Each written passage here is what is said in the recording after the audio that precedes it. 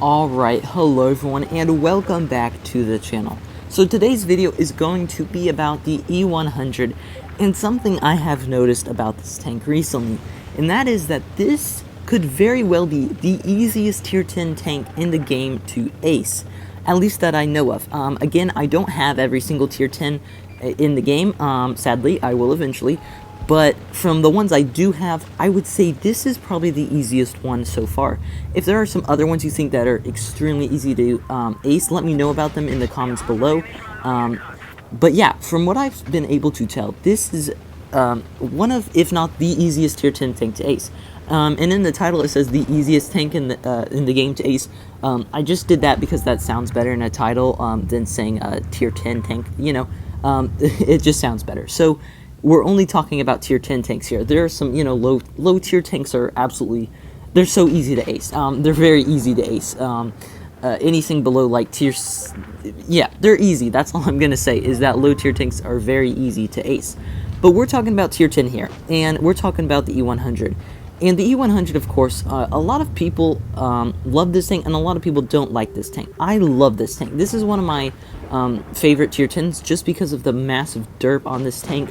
It is, you know, a massive 640 alpha punch whenever you do hit someone.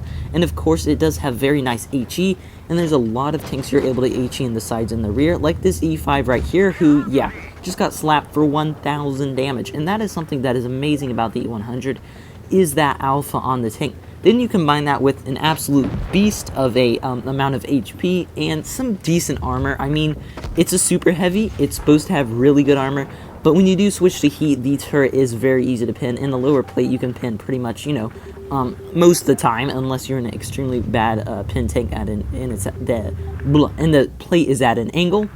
Otherwise, yeah. Look at that right there, though. 1,800 damage ammo rack on the IS-8. That was some nice luck right there, I would say. That was a very nice ammo rack on the IS-8 right there. But yeah, E100, I think it is a very easy tank to play, in my opinion.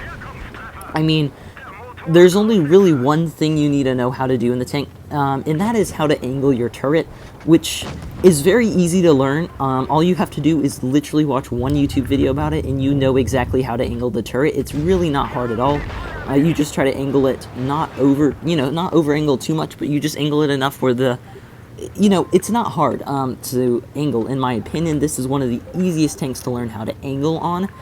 It actually helps you learn how to angle because of how easy it is. It's just built for angling. This tank, you could say the same for the mouse, but this tank is pretty much the same. Both tanks are the same. They're very easy to learn how to angle on because there's no weird things. You can over-angle, obviously, but you have to over-angle a lot, like an absurd amount, to actually be able to get pinned. So another nice shot is going to come up right here. Yeah, 960 max roll. Sadly, the WT had on the spawn liner, so it was not 1,200, which would have been an absolute beast of a roll right there if that had done a full 1,200 roll. But yeah, of course, the E100 has, you know, the easiest armor profile, I would say, maybe to angle, if not one of the easier ones, which allows you to get a lot of bounces in the tank, because a lot of the times you're facing tanks when they're not the best of players. They don't generally know how to pin the E100 whenever it is at an extreme angle like that. So it allows you to get a lot of bounces, which then allows you to get a lot of damage out because you have that massive alpha gun. And gonna get a nice shot here into that Object 140. As you can see, this game right here is a perfect example of that, how easy it is to get the damage out in this tank. I mean, he had an ammo rack, sure, that did help a lot, but even without the ammo rack, it still would have been a 5k game, which, you know, is not bad at all. And this one with the ammo rack is going to be ending at 6,800 damage, only 400 block damage, but he got pinned most of the time. And that is also going to be an ace, of course, with 2 kills as well. So we're going to go ahead and be moving on to one more replay. This replay is going to be my meat, and obviously it is in the E100. Had this one just a day or two ago, and this was the ace that decided that blow. I cannot speak English today. I am sorry, guys. This is bad. I'm really having trouble speaking today. I do not know why. But yeah, this was the replay that actually made me decide to make this video, was because I realized how easy it is and how often I ace the E100. It is so easy. I mean, you really only have to get out 2 HE 1 or 2 HE shells into a tank and a couple of AP shells, and you've like aced the tank already, because that's like 2k right there, plus maybe another 3 shots or something like that, or fire, and you've got like an ace right there. And it really is just an absolutely amazing vehicle for getting aces in. Gonna get a nice shot into that 50B right there. Fortunately, he does miss his shot as well, which I really was surprised by. I thought I was gonna take that one, but I really didn't care, because I would have had the trade on him. And I'm going to commentate kind of over this game more than just talking about how easy it is to ace the E100, because I did that the entire last game, and you really don't need to know any more about it. But yeah, we're going to go over another AP right there in the E100, and this is what I'm talking about. Already 1200 damage, about a minute and 15 seconds into the game. I'm actually not sure how that one pinned. It did hit my my tracks, which usually bounces in an E100, but not today. So we're going to go ahead and turn around here again. This 50B is pushing a little bit aggressive. He stops behind that building, so I figured I would not really be able to shoot him. So we're going to turn around, and we're going to load an HE shell and be able to take out that U100 there. Fortunately, we bounced the heat on our gun mantlet. And another thing I'm actually getting very annoyed at in the E100, not when I'm in it, but when I'm facing it. My heat bounces off the gun so much recently, it is actually infuriating.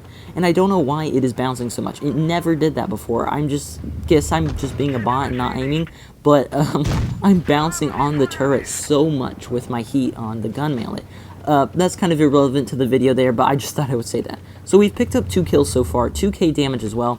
900 blocked, and as you can see already, that was really easy to do. There was no problem whatever. We're just rolling around back and forth in the dunes, picking up big damage. We're going to go ahead and go for a shot here on this 183, and that is going to pin, technically a blind shot, but, he was spotted up to like a second before we shot. So we do pin that right there, giving us an extra 600 or so damage on the counter. So we're now approaching near 3k, even though that only says 2k. That's because of the blind shot. We're just going to drive up a little, take out this Progetto right here, and we just have a 4v4 left now. We're up to over 3k damage, so there's still a decent amount of damage to farm here. I was about to get that 183, but unfortunately he was taken out by my teammate. And now I see over here a Juicy Fosh, which I really want to HE because I'm guessing he is facing the other way. But we got to waste a shell on the 62A right here, who's only got 233 HP. I could have rammed him, but it probably wouldn't have killed him, or I would have, missed or something. So I'm just going to go ahead and go to shoot him. And we're going to now get behind this Fosh. Luckily, that OBJ did bounce his heat shell into the track. And look at that roll right there, 1117. And this is what I'm talking about. If you just get out 1 or 2 HEs in this tank, you've got 2.5k damage already. You get a few more shells out, or a few more kills, and you are already at an ace pretty much.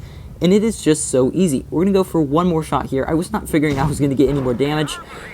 We get him on fire. We don't shoot HE, and we still do almost 1,000 damage to the grill with a fire. So we got very lucky at the end there with the ace though. But it was still all around a pretty decent game. 5.4k damage, 5 kills as well, allowing us to get the ace.